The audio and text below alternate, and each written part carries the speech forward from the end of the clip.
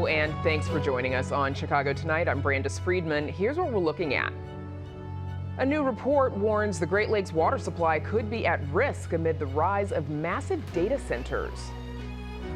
Local Veterans Affairs workers are pushing back against the Trump administration's move to cut their union protections.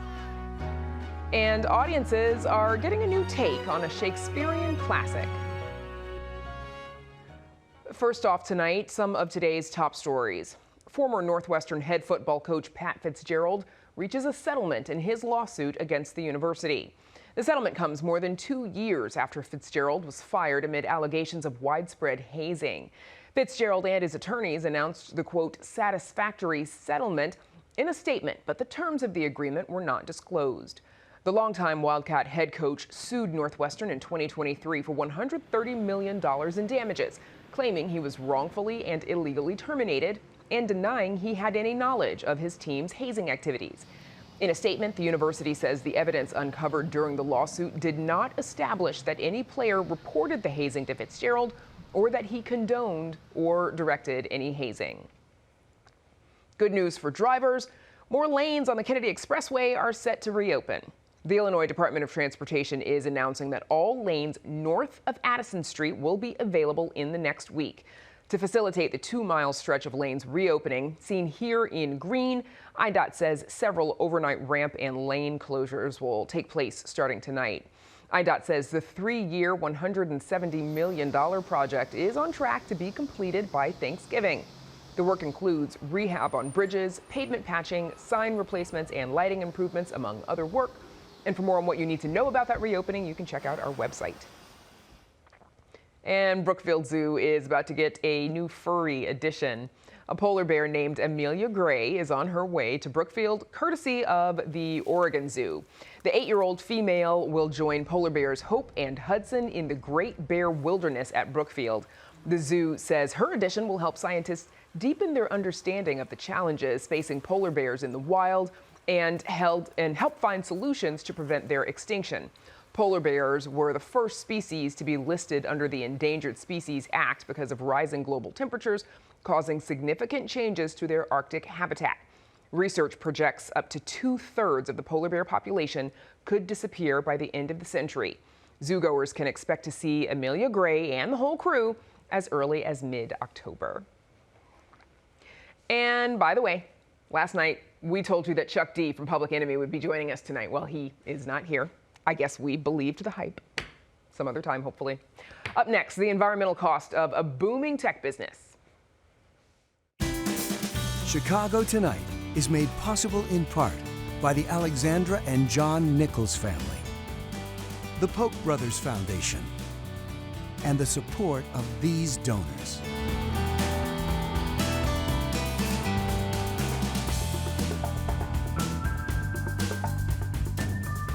A new report shows massive hyperscale data centers are endangering the Great Lakes. Those computing centers consume vast amounts of water, proving that while the lakes are a vast resource for the region, they're not infinite. Our Patty Wetley joins us now with more. Patty, explain how the water-rich Great Lakes could ever experience water shortages. Right. When you hear that the Great Lakes hold 20% of the world's fresh water, you think that sounds like enough. And the report does a great job explaining how Great Lakes states have worked together to protect that. Nobody is going to be running a pipeline from Lake Michigan to Phoenix. But what the report also makes obvious is how reliant we all are on groundwater. Groundwater moves back and forth between the lake. It flows in and out of it. That's what's vulnerable to extraction and what could actually be termed dewatering when you run out of that underground resource. And of course, we should mention that this report, it's from the National Alliance for the Great Lakes. Thank you very much. So what is creating this new demand on water supply? Well, agriculture is one, mining is another, but as you mentioned, data centers, specifically these hyperscale data centers, which are the massive ones either used for Bitcoin mining or something like generative AI, the scale is growing and they're coming online faster and faster, and they require massive amounts of water to cool all that equipment through like an evaporative process. So that's what the water is being used for, up to 1 to 5 million gallons a day for just one center. That's as much water as 12,000 people use in an entire year combined. One center. That is a lot of water. Yes. So what sorts of proactive solutions does the report recommend? One is for states to stop offering tax breaks and incentives to data centers to locate here, and to instead provide benefits back in terms of agreeing to efficiencies. You know, there are maybe more efficient ways to cool that equipment. Other things are to set efficiency standards and to revisit laws for how much groundwater can actually be extracted by a single entity. There are a lot of proposals in this, and as the report says, when governments sense an urgency, they do find a way to act quickly, but speed is of the essence here, the report's author told me. You know, this is happening really quickly, as we all know, and we need to act quickly in response proactively. Okay, because we know there are some other states that have experienced water shortages. Yes, we there don't are. want to become one of those. Patty Wetley, thank you so much. Thanks, Brandis. And you can read Patty's full story on our website. It's all at WTTW.com/news.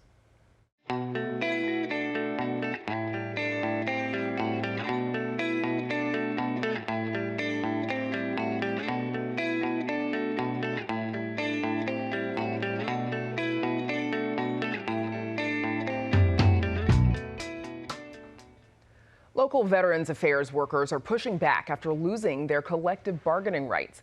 The Trump administration cut union contracts for Department of Veterans Affairs employees earlier this month as part of a larger effort to strip federal workers of union protections.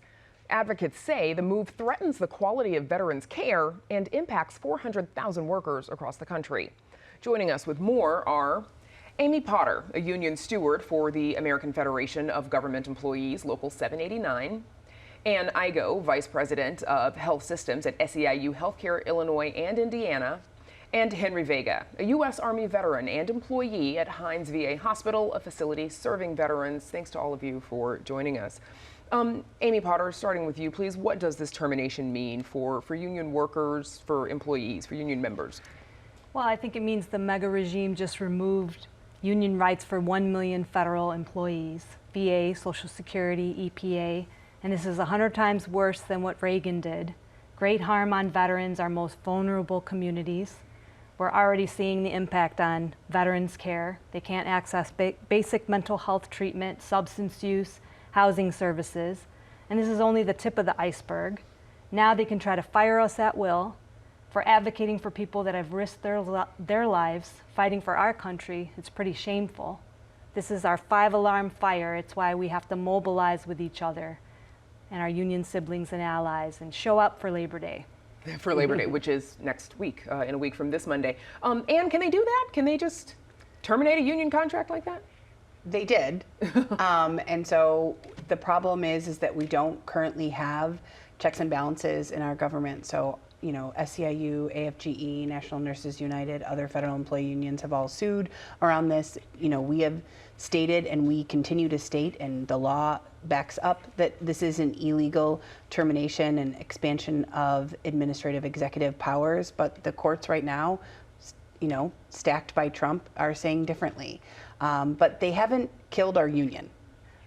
So they've canceled contracts, but our members are still members of our union, are still working at the VA, are still fighting to protect workers, and most importantly, to protect quality care at the VA. So our union members are still going to work every single day to have that fight. Tell me about that care. What's the scope of care that VA members or workers provide?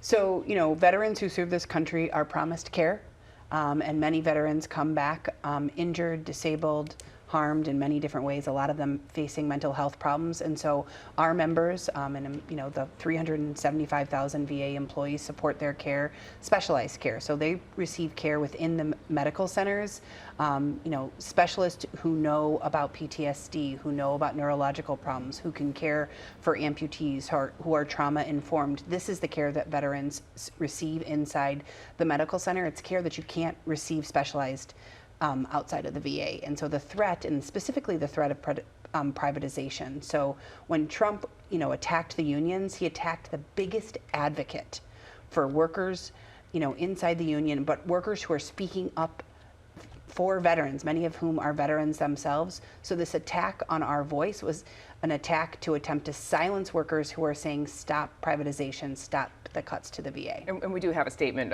from the VA that I want to get to in just a second, but Henry, I want to get you in here first. How does this impact the quality of care?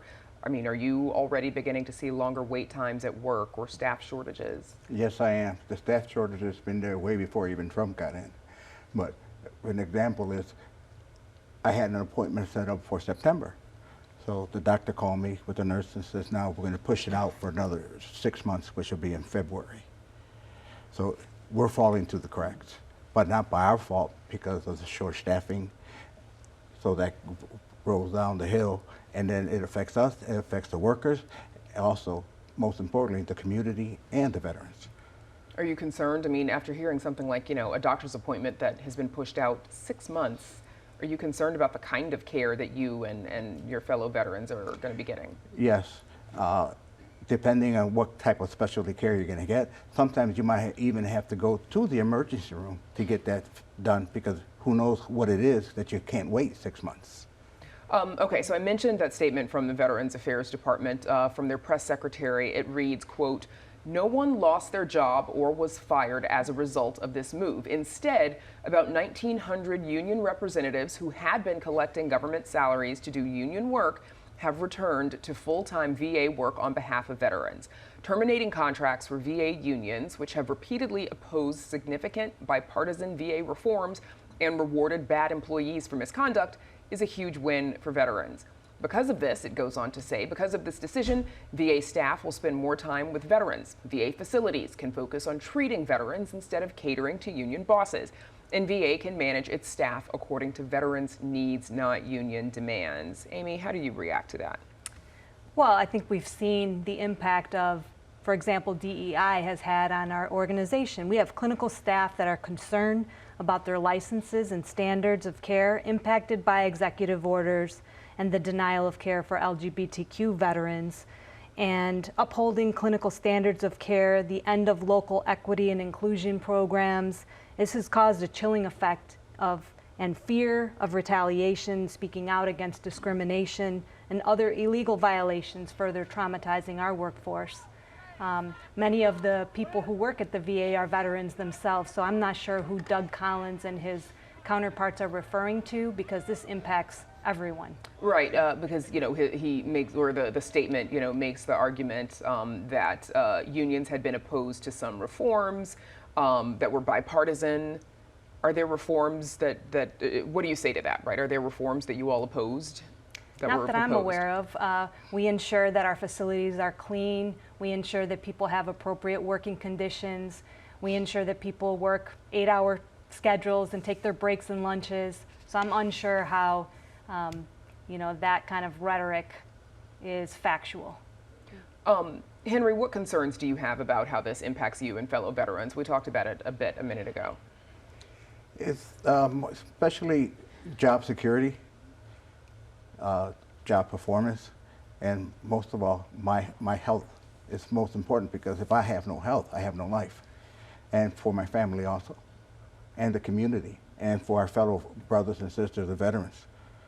Tell me a bit about the work that you do at the VA. I am a motor vehicle operator. I pick up food, take it to certain C-box in Hines. I pick up linen, I deliver to the C-box around the local area, and I also take the veterans out on field trips. They go skiing, they go water skiing, they go horseback riding, and they go golfing. And so, these cuts, these changes, they come as federal employees across the country are also receiving cuts in different departments, not just the VA. What do these sweeping cuts mean? Because veterans also receive other services from federal agencies that are seeing similar cuts. What's happening? So one of the things that unions advocated a long time for is staffing. And under President Biden, we passed the PACT Act, which cut down red tape so that veterans could receive the services that they are owed. And Biden increased the number of employees at Veterans Affairs by 60,000. What these cuts mean is he wants to go back to those pre-Biden numbers. These cuts mean that the red tape that was removed under Biden is going to be put back up under Trump. So veterans are going to have to be delayed in their receiving health care, delayed in receiving access to pension and making corrections around pensions, housing support, GI Bill. These are all cuts that are happening, and the folks who are employed to be able to provide these services are no longer going to be employed. When they say that no one was laid off, well, there's been 7,000 folks who have either been terminated or resigned. Come September, we're going to find out the real numbers about the fork in the road in terms of folks who took the offer. And right now there's an empty seat at the VA where they're no longer working. And so these cuts are going to be severe, and we're going to see it in wait times, and we're going to see it in adverse actions for veterans. President Trump, he appealed heavily to veterans when he was campaigning. Many veterans voted for him in hopes that things would get better for them, because we have all been reporting on some of the struggles that VA facilities have had over the years. Henry, how do you feel about promises that the president made to the veteran community when he was campaigning in light of what's happening now in about 30 seconds? He hasn't kept not one of them yet. And I hate to see what he has in store for us for the future, because we were promised medical care for fighting for our country. And that should be constitutional. And we do have a right to speech. And that's why we're coming out and letting the people know, letting the veterans know that what's going on behind the doors at the VA hospital. Okay, that's where we'll have to leave it. Henry, thank you for your service. Thanks to all of you for joining us. Amy Potter, Ann Igo, and Henry Vega, thank you. Thank you. Coming up next, reimagining one of the most famous pieces of theater ever. We will revisit that conversation up next.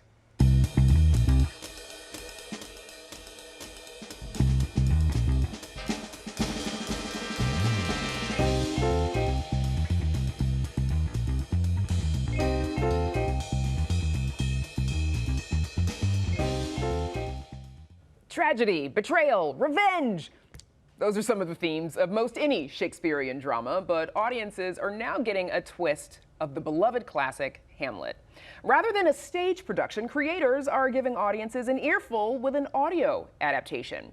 Here to explain more about the magic that is Hamlet are Jeremy McCarter, adapter, director, executive producer, and founder of the Make Believe Association, and Daniel Kyrie, a Chicago native and star of the new adaptation of Hamlet. Welcome. Thanks to you both for joining us. Great to be here. So, Jeremy, tell us how this works. Hamlet, but make it podcast. That's right. Right. Why would we do such a thing? A couple of years ago, we realized that our audience, people who listen to podcasts, tend to do so on headphones. And when we have the audience between a set of headphones, we have this special superpower that we can do. We can make them feel that they're inside the main character's head. And I just thought, well, if we can do that, what would be a more interesting head to be inside than Hamlet's, Hamlet is the most famous play ever written because of the way that Shakespeare puts us inside his mind as he is dealing with his world falling apart around him. So I did the adaptation, found Daniel Kyrie, he was willing to do it, and away we went. What goes into the process of making a project like this visually appealing to an audience without visuals? Because we're used to seeing this on a stage. For sure. We are blessed to have as one of our closest collaborators, Mikhail Fixel. He's a Tony Award-winning sound designer who has this incredible ability to render worlds that are so vivid you think you're seeing them, even though all you're doing is listening to the sound effects that he's creating. And then we have the performances of the actors and the way that they respond to the cues that they're getting from Misha's sound design. The response we're getting from early audiences is that people feel like they're really in it. Daniel Kyrie, most folks probably know you from your role on Chicago Fire, but why did you want to play this role? Very different from how we're used to seeing you. Totally. I mean, Hamlet is one of those. It's like the Moby Dick of the acting world, right? I feel like a lot of actors are in pursuit of what their version of this iconic character can be. It is rife with challenges, right? The ability to do your analysis of the text and what's happening, and to translate it into living, breathing beingness, I think is something that is just worthy of the challenge. And so for me, I was thrilled to get another crack at it. How do you prepare for something like that? Due diligence. I mean, it requires a world of study and specificity, and I am lucky enough to have been blessed with such thorough and talented collaborators like Jeremy McCarter or Sydney Charles, who is the associate director on this project, or as mentioned, Mikhail Fixel.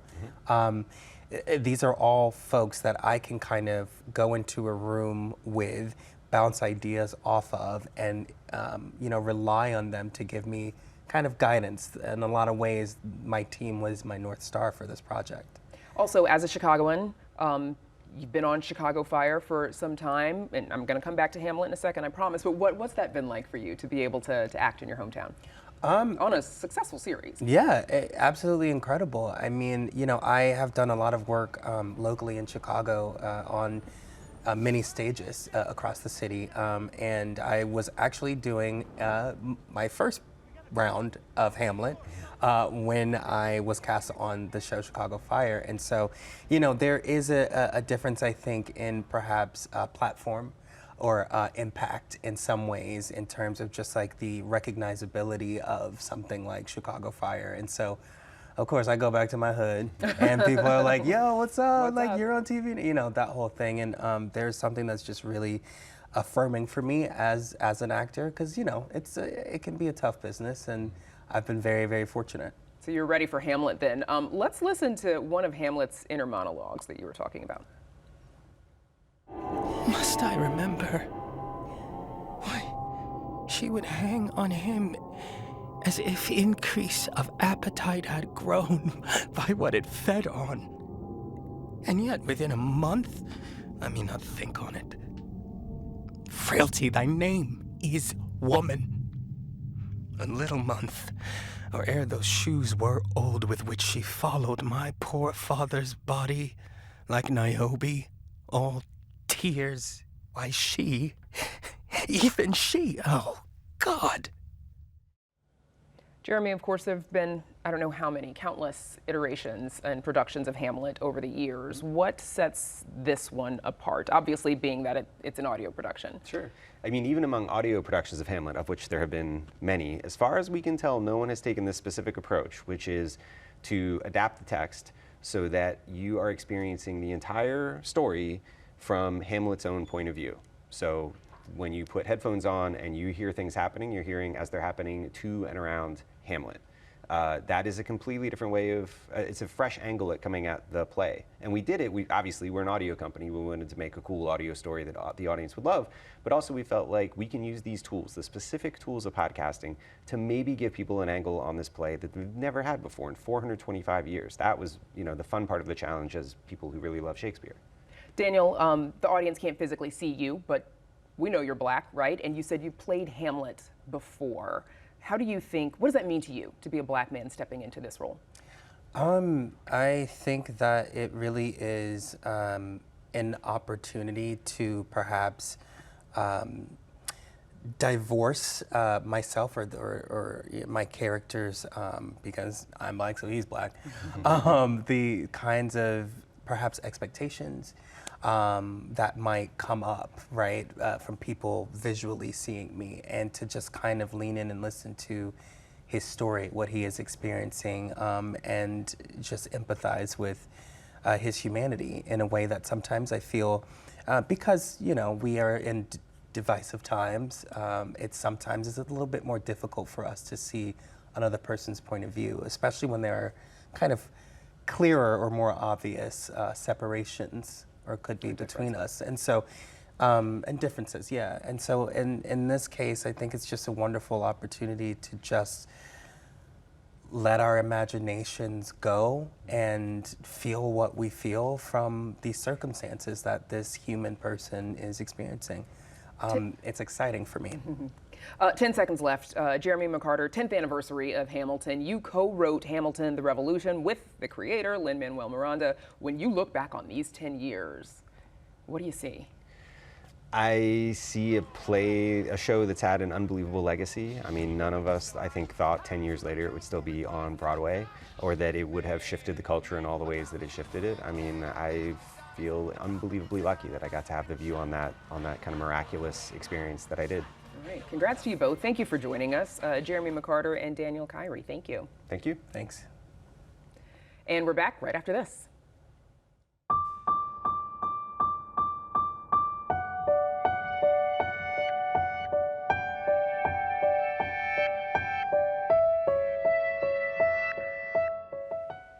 And that's our show for this Thursday night. Stay connected with our reporters and what they're working on by following us on Instagram at WTTW Chicago. And join us tomorrow night at 5:30 and 7 for the Week in Review.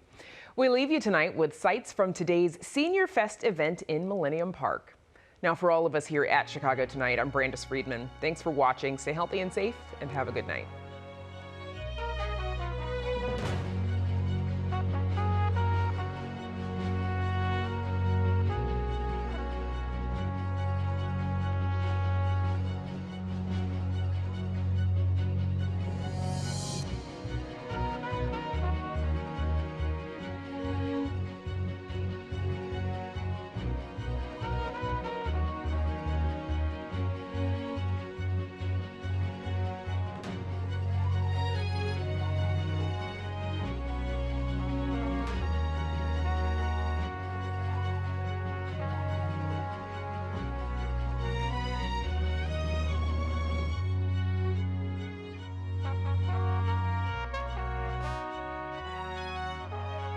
Closed captioning is made possible by Robert A. Clifford and Clifford Law Offices, a personal injury law firm working to preserve the dignity and rights of all individuals.